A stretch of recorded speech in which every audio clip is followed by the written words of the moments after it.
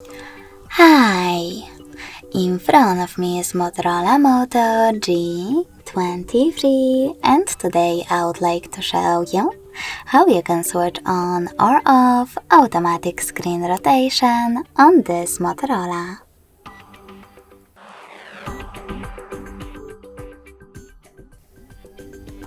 First of all, go into Tab menu. Now look for Auto Rotate icon, and when you find it, click on it. As you can see, mine is now blue. That means that auto rotation is enabled, but you can always disable it by tapping on the same shortcut again.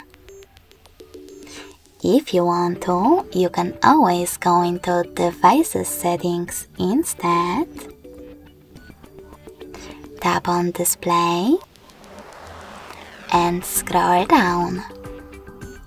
Then manage auto rotation by tapping on this switcher next to Auto Rotate Screen. Thanks so much for watching. If you enjoyed this video, smash that like button, comment and subscribe. Bye!